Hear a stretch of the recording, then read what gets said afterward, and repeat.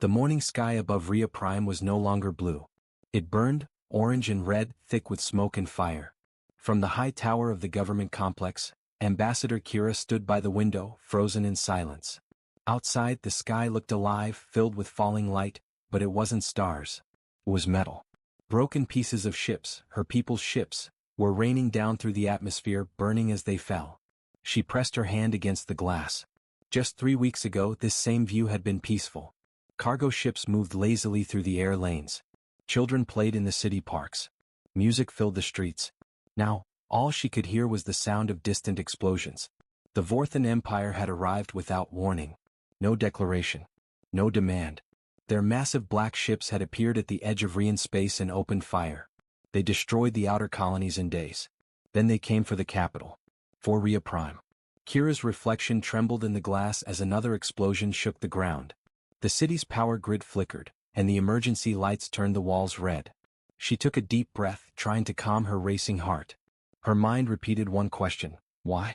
The Rheans had never gone to war. They had always been peaceful, helping others, trading knowledge and art. Why would anyone attack them? Ambassador. A voice cut through her thoughts. She turned to see Tom, her human assistant, running toward her. His uniform was covered in dust, his face pale with fear. Ambassador, we have to move.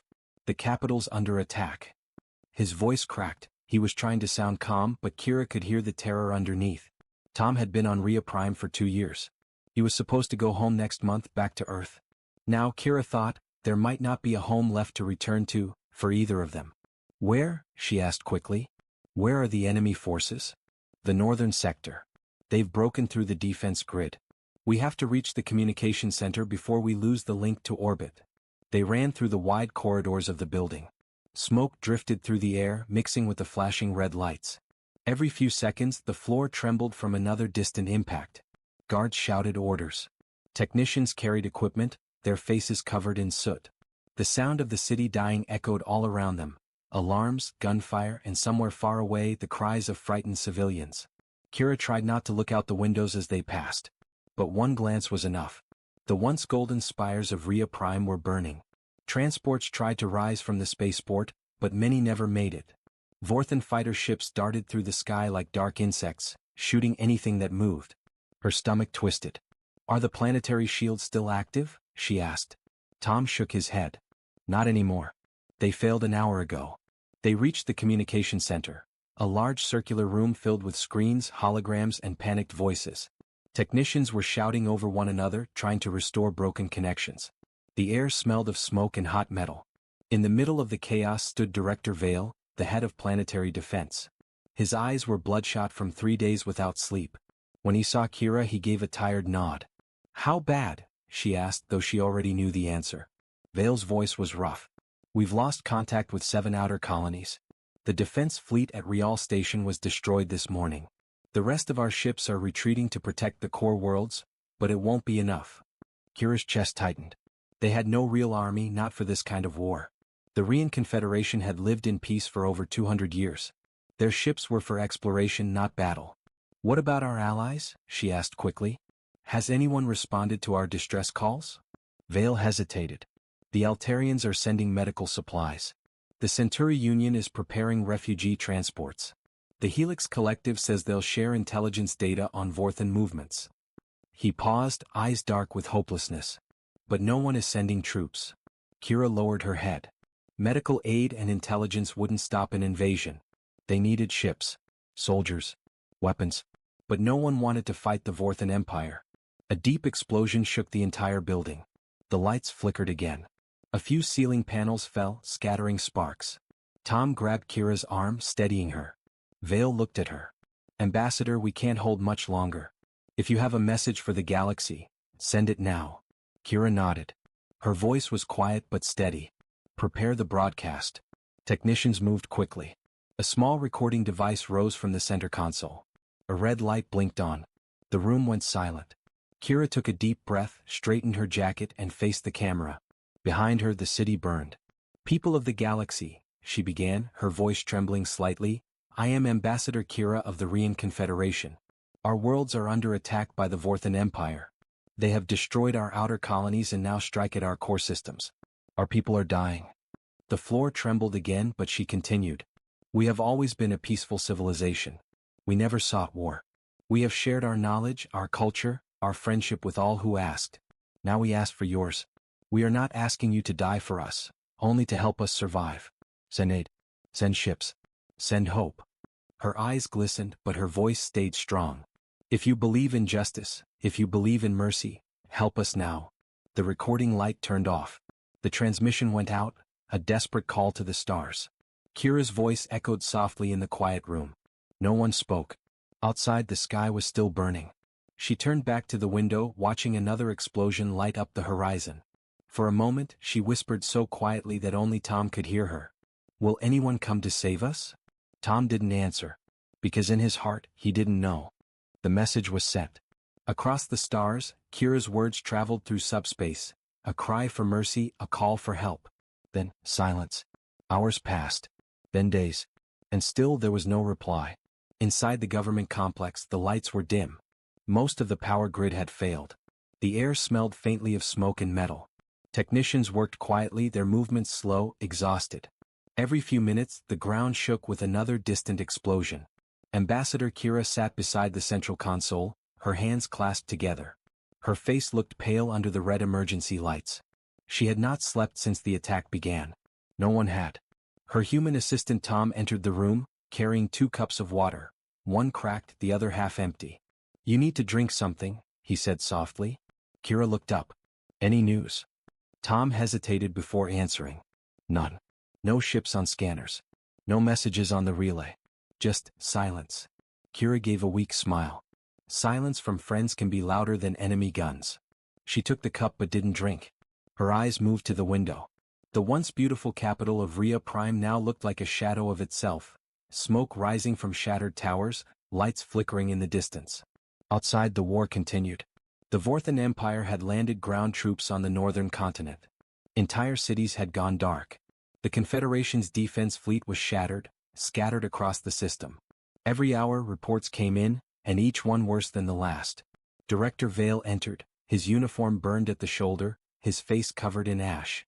We've lost another colony, he said, voice hoarse. Jura 7 is gone. Kira's eyes closed. How many people? Almost 2 million. Tom cursed under his breath. Vale sat heavily in a chair. We've sent out over 100 distress calls. Not one military fleet has responded. He rubbed his eyes. The Altarians sent a message this morning. They're sorry, but they can't risk war with the Vorthans. The Centauri Union is evacuating its border worlds. Everyone is afraid. Afraid, Kira repeated. So they let us burn.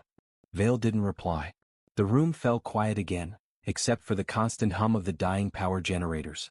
Kira stood and walked toward the holographic map floating in the center of the room. The image flickered, showing the galactic sectors in red and blue. Red marked the Vorthan advance. Blue showed what was left of the Rhean Confederation. Only 3 blue worlds remained. She stared at them for a long time. We believed peace would protect us, she said quietly. We forgot that peace is not a shield. It's a choice, and choices can be destroyed. Tom stepped closer. We can still evacuate the capital. There's a shuttle in the lower bay. Kira shook her head. No.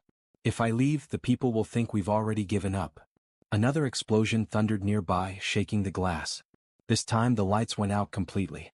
For a moment, the room was filled only with darkness and the sound of the wind outside. Then backup power flickered on, weak yellow light that barely illuminated the consoles. Power grids failing again, said Vale. If we lose comms, we'll be cut off from the fleet entirely. Tom moved quickly to one of the stations, checking the readings. Satellite Relay 4 is down. Maybe we can boost the signal using the orbital tower. Kira nodded. Do it. As they worked, Kira walked to the window again.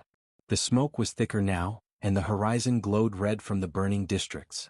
Somewhere out there, thousands of people were running for their lives.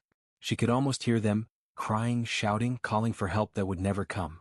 Her reflection in the glass looked older, tired. She thought of her home on the southern continent, of the ocean she loved, of her family. Would they still be alive by tomorrow?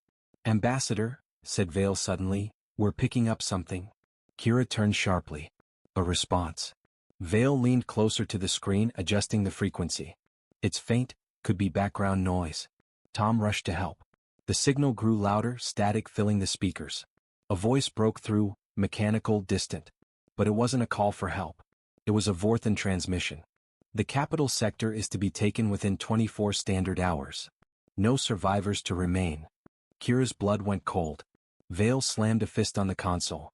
They're coming for us next. Kira looked at Tom. He met her eyes, afraid but trying to stay calm. How long until they reach the capital? She asked. Maybe 6 hours, said Vale. Maybe less. Kira took a deep breath. Then we use that time. Keep broadcasting. Someone will hear us. Vale wanted to argue but he didn't. He only nodded and went back to work. Minutes turned into hours.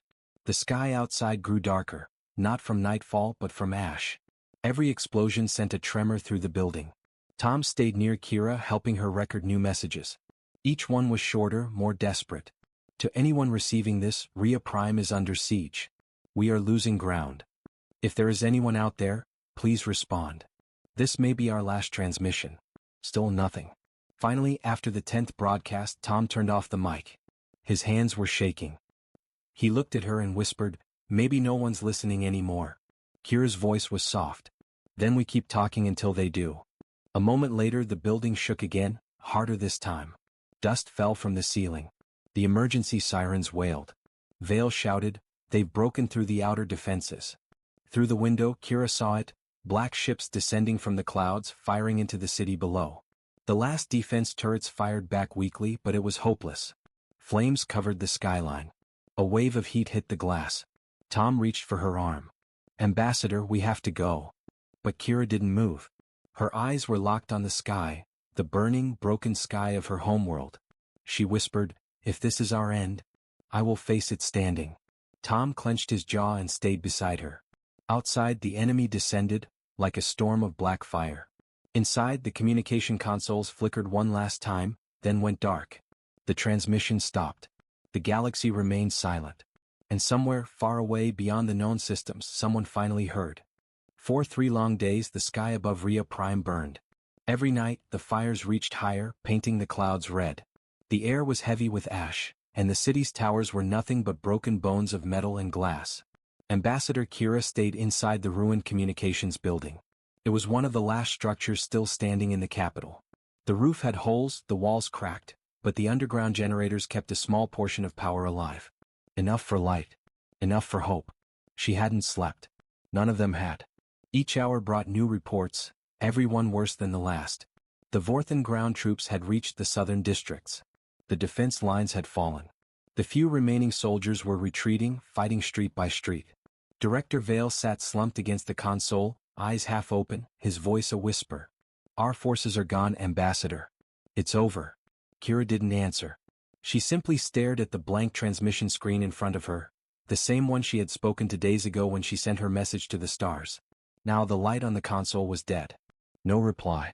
No signal. No sound. Only the faint hum of dying machinery. Tom, her human assistant, worked quietly beside her, trying to repair one of the signal relays with trembling hands. His face was pale, streaked with soot, and his uniform was torn at the shoulder. Maybe if I link the emergency beacon to the satellite dish, he muttered, we can boost the range.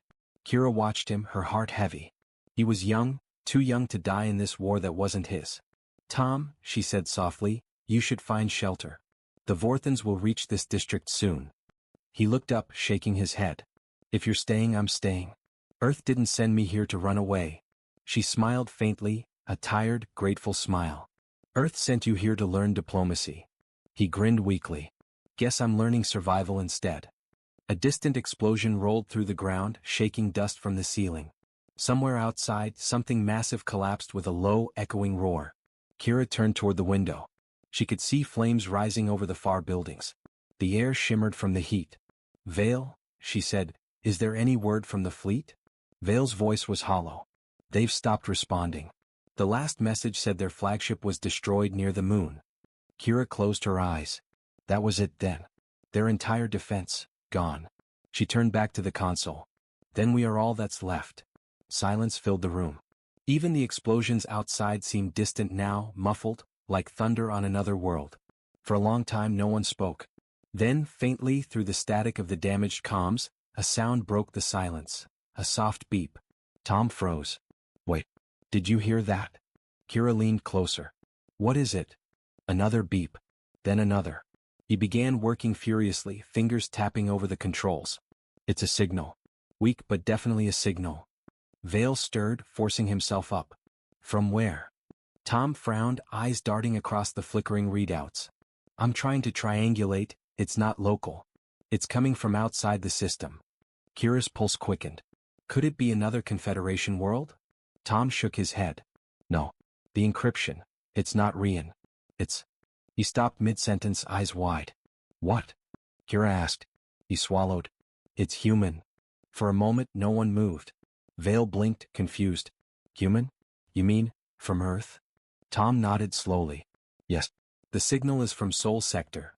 Kira felt her breath catch in her throat. But Earth is too far. It would take weeks for them to even receive our message, months to respond. Tom adjusted the frequency. The signal strengthened, still broken by static, but now faint words were coming through. Rhea Prime distress, received, assistance en route. The three of them stared at each other. Vale whispered, Is this real? Tom nodded. It's real. It's definitely human transmission protocol. Kira felt tears sting her eyes. They heard us. Then, suddenly, the signal cut out. The console went dark again. Lost it. Tom shouted, slamming the controls. The relay can't hold the frequency, too much interference. Kira grabbed his arm. You heard what it said? He nodded. Yes. Assistance en route. Vale let out a short, bitter laugh. Assistance? With what? A handful of ships? Some diplomats? Tom didn't answer. He stared at the static on the screen, his mind racing. Something about the signal bothered him, not the message but the tone. It hadn't sounded like a standard rescue transmission. It sounded like a command. Cold. Focused. Military. Kira moved to the map.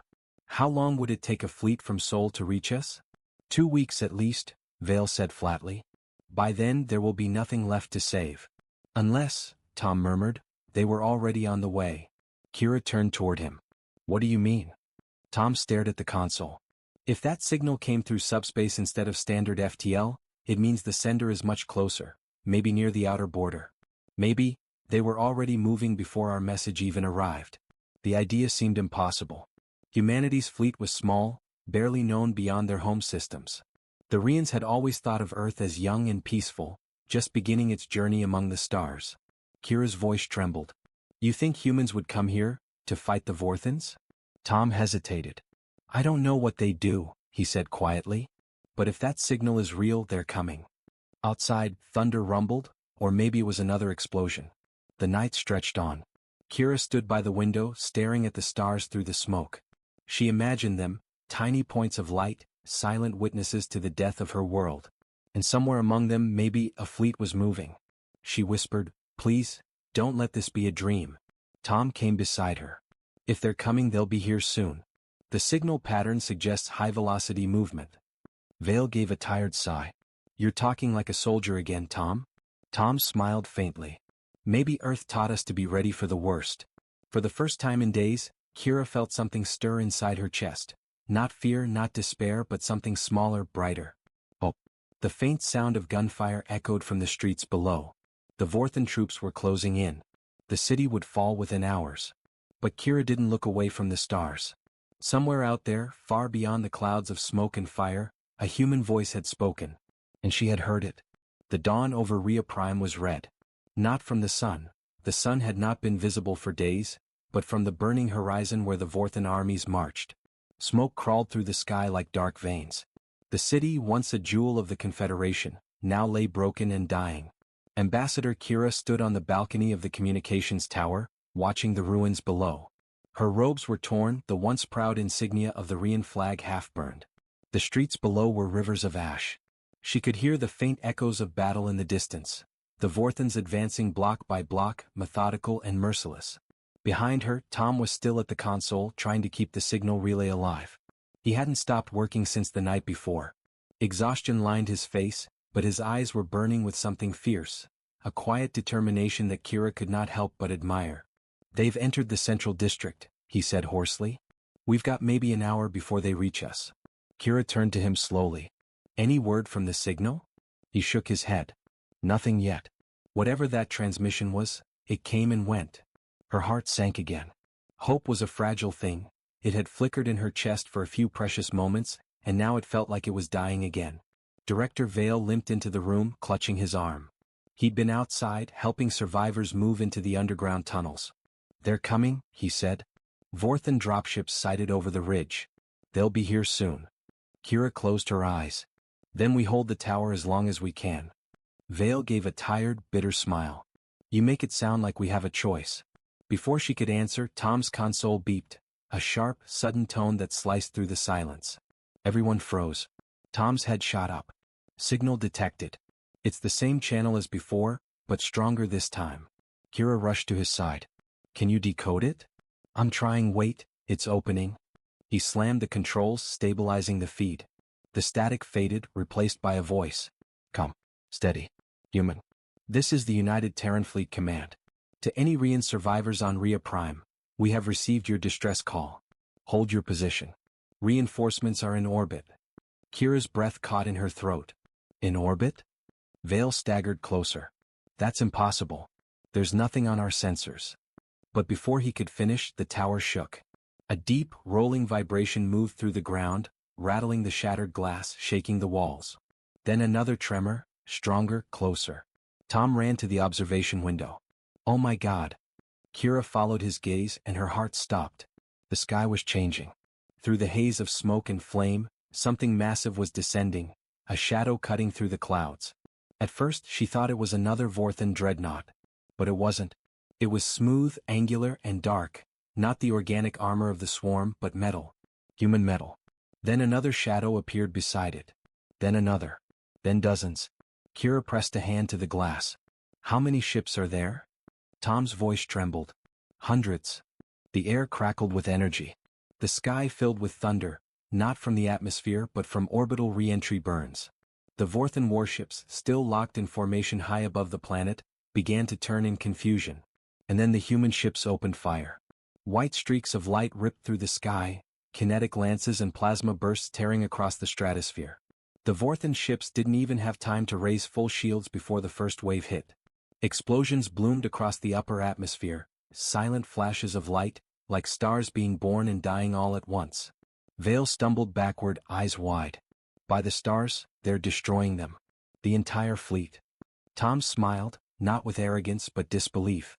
"That's the first fleet. They actually sent the first fleet." Kira turned to him. "You know them?" "Every cadet on Earth knows them," he said quietly. "They're the oldest, most powerful battle group humanity has. Those ships were built to end wars." The ground shook again, this time from a different source. Through the smoke, Kira saw bright trails descending rapidly toward the surface. Dropships, hundreds of them, cutting through the atmosphere like falling meteors. Vale shouted, "They're landing here. Right in the city." The comms crackled once more. "Ground teams, clear landing zones. Evacuation protocols in progress. Do not engage enemy forces. Repeat, do not engage. We'll handle it." Kira felt tears slide down her face. For the first time they weren't from fear. "They came," she whispered. "They actually came." Tom laughed breathlessly. "You thought we'd send diplomats?" The first human dropship roared overhead, a black spear of fire and metal, and landed in the ruins below the tower. Its hull still glowing red from re-entry, the doors opened and armored soldiers stepped out, silent, efficient, moving with impossible precision. Each one bore the flag of Earth, blue and white, with the silver emblem of the Terran fleet. The Vorthan troops, caught mid-advance, opened fire. Energy bolts splashed harmlessly against human armor. Then came the counterfire, short, sharp bursts that turned the street into a storm of light. The entire Vorthan line broke in minutes. They had fought countless species, crushed entire civilizations. But they had never fought humans. Kira watched from above, speechless, as the impossible unfolded before her eyes. Vale whispered almost reverently, "They fight like machines." Tom shook his head. "No. Machines fight because they're told. Humans fight because they choose to." The roar of engines filled the air as more ships descended, filling the horizon. Medical craft, carriers, support vessels. An entire invasion force not to conquer but to save.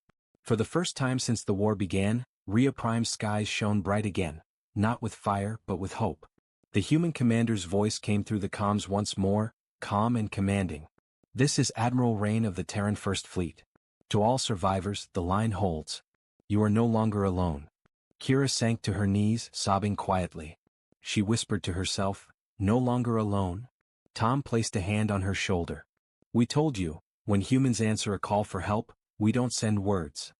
He looked up at the burning sky filled with ships. We send everyone. Outside, the city was alive again, not with panic but with light. Human soldiers pushing forward, securing the streets, lifting survivors from the rubble. The Vorthans retreating for the first time in their history. The world that had been written off as dead had just been reborn. Smoke still rose from the broken towers of Rhea Prime, but now the sky above was alive, bright with light and thunder. The Vorthan ships were gone, scattered wreckage burning in orbit. And in their place hundreds of Terran vessels stood guard, sleek, dark, unyielding. For the first time in weeks the planet was silent. No explosions. No alarms. Only the faint hum of engines and the wind moving through the ruins. Ambassador Kira stood on the balcony once more, the same one where she had once watched her city burn. Now the sky was filled not with fire, but with hope, long trails of blue light from human patrol craft weaving through the clouds. Below, human soldiers moved through the streets with precision. They carried heavy armor, their faces hidden behind dark visors, their movements fast and disciplined. They weren't conquering the city. They were rebuilding it, clearing rubble, tending to the wounded, helping civilians find safety. Kira watched them in quiet disbelief. The galaxy had always whispered that humans were dangerous, unpredictable, too emotional.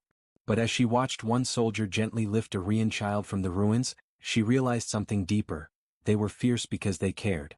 Behind her, Tom entered the observation deck, his uniform dusty but his face brighter than ever. He handed her a datapad.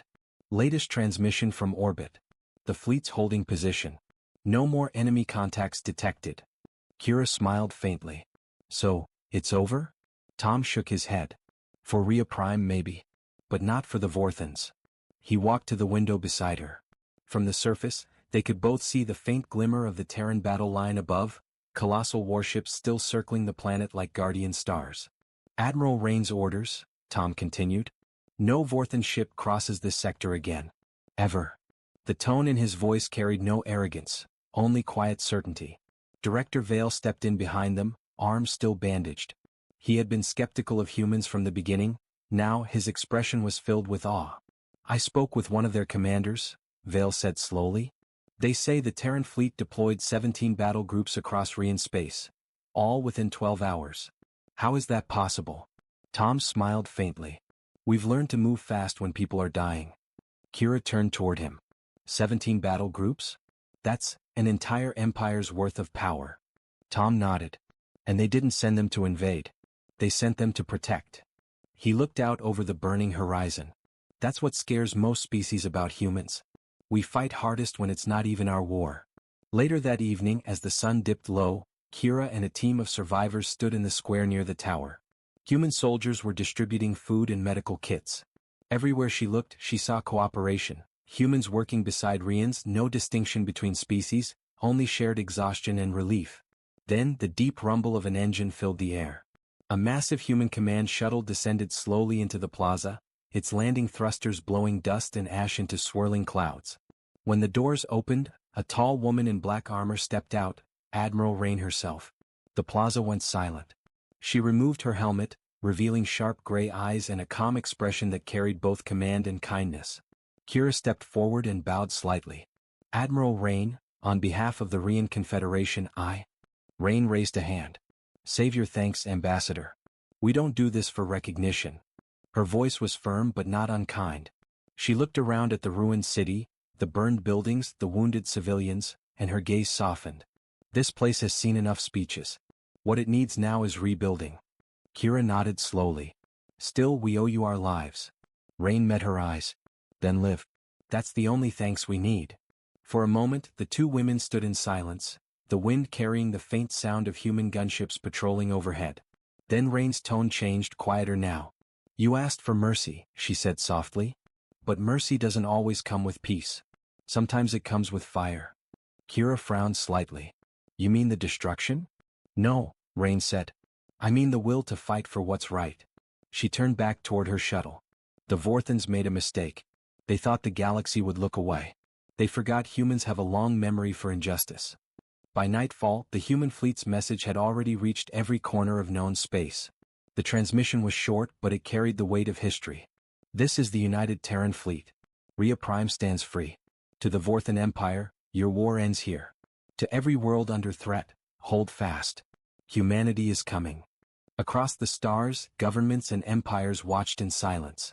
For centuries they had seen humanity as newcomers, restless, bold, unpredictable. Now they understood something far greater. Humans weren't just another species. They were a storm, one that rose when injustice called. Back on the surface, Kira sat beside Tom on the balcony, both of them watching the stars. The fires had mostly gone out now. The night sky was clear again, filled with streaks of blue where Terran ships patrolled above. She whispered, "I used to think the sky belonged to everyone, that it was shared." Tom smiled faintly. "It is. But tonight," he looked up, eyes reflecting the light of the human fleet. "Tonight the sky belongs to Earth." Kira turned toward him. "Do you think they'll stay?" He nodded slowly. "They'll stay until you're safe. That's what we do." The wind brushed softly across the balcony. Somewhere in the distance, human engineers had restored power to part of the city. Streetlights flickered on for the first time in days. Hope returned, one spark at a time. Kira took a deep breath, feeling something she hadn't felt in weeks: peace.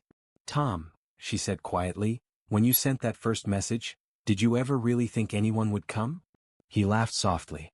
"No. But I hoped." She smiled. Then hope was enough. In orbit, Admiral Rain stood on the bridge of her flagship, watching the planet below. Her officers reported victory, minimal losses, and secure evacuation routes for all survivors. But her eyes remained fixed on the stars, the empty dark beyond. Because she knew this was just the beginning. "Admiral," one of her lieutenants said, "orders from High Command, should we pursue the Vorthans?" Rain's lips curved into a small, cold smile. "No. Not yet." She turned toward the holographic map displaying the shattered frontier of the Rhean Confederation. Her voice was quiet but filled with resolve. "We defend first. Then we remind the galaxy why humans never start wars." She paused.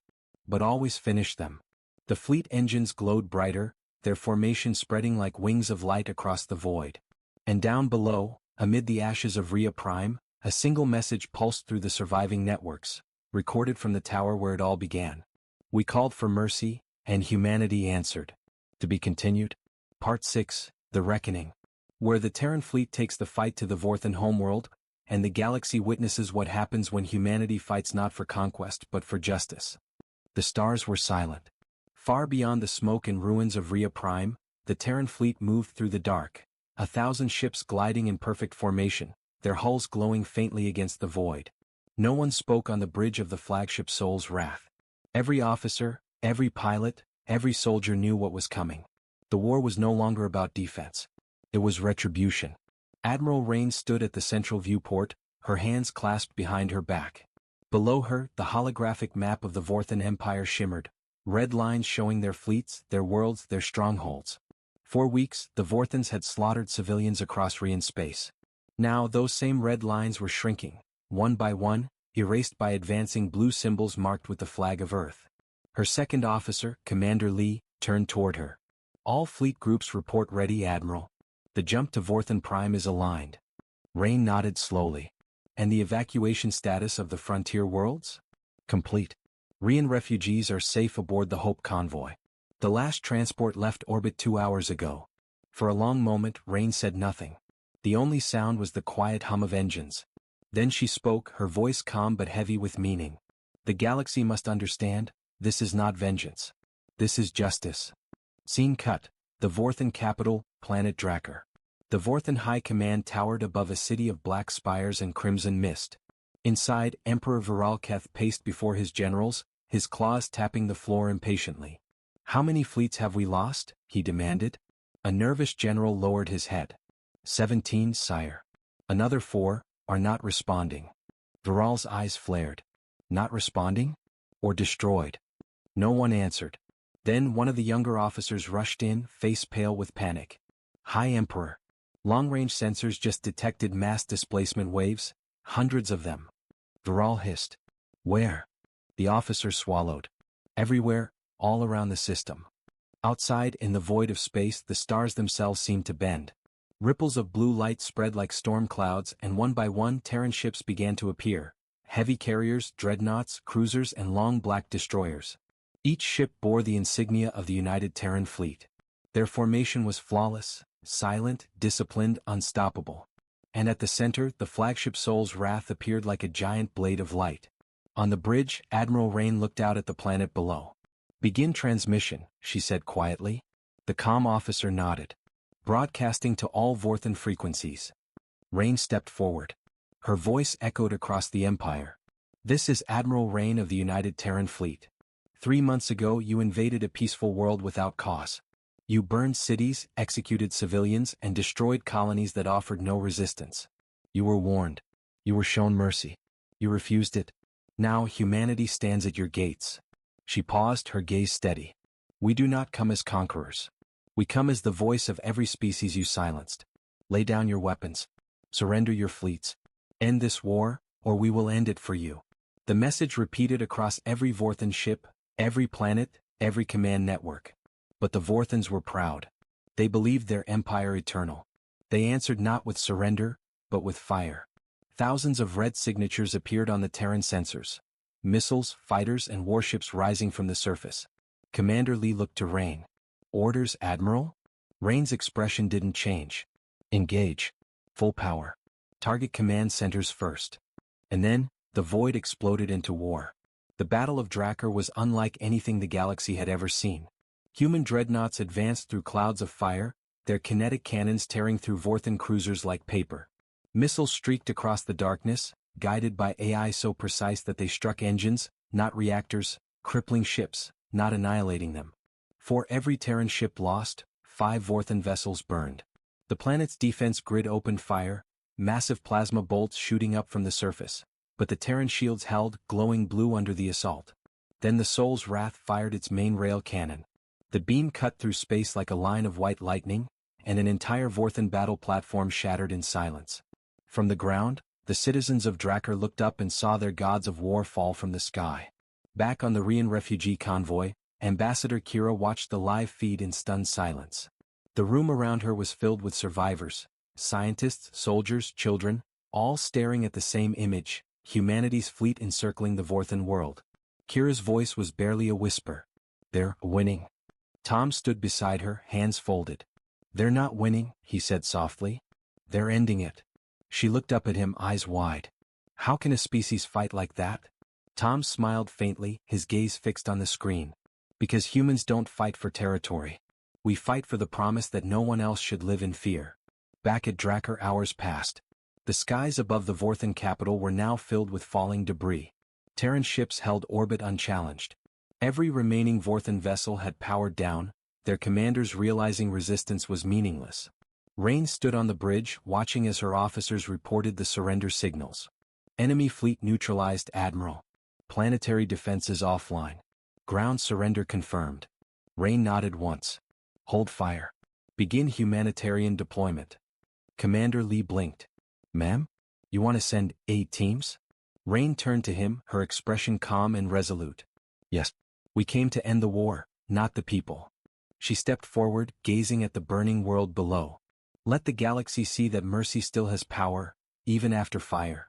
Within hours, Terran medical ships descended upon Drakkar's cities. Vorthan civilians, once raised to fear and hate humans, now watched in silence as human doctors and engineers walked through the ruins, helping their wounded, feeding their children. For the first time in their history, the Vorthans saw compassion from those they had tried to destroy. Weeks later, the war was officially over. The Vorthan Empire signed the Treaty of Rhea Prime, surrendering all occupied worlds and agreeing to disarm its war fleets. And at the center of the signing hall, Admiral Rain stood beside Ambassador Kira. When the ceremony ended, reporters and envoys from across the galaxy filled the chamber. One alien delegate stepped forward, trembling. "Admiral Rain," he said, "you could have wiped them out completely. Why didn't you?" Rain looked at him quietly. "Because extinction isn't victory. Survival is." That night, aboard Sol's Wrath, Rain stood alone at the viewport. Below, the newly freed worlds glittered like jewels across the black. Commander Lee approached. "High Command reports unanimous approval, ma'am. The war's over." Rain didn't look away. No, she said softly. Wars like this never end. They just remind us who we choose to be. She turned, walking toward the bridge doors. We showed the galaxy what human power looks like, she said. Now it's time to show them what human peace means. The doors closed behind her. And outside, the Terran fleet spread across the stars, not as conquerors but as guardians. The worlds they had saved began to rebuild, their people whispering the same words in every language. They asked for mercy. And the humans answered. Final narration, closing line. The Vorthans feared the end. The galaxy feared the humans. But what they learned was far greater.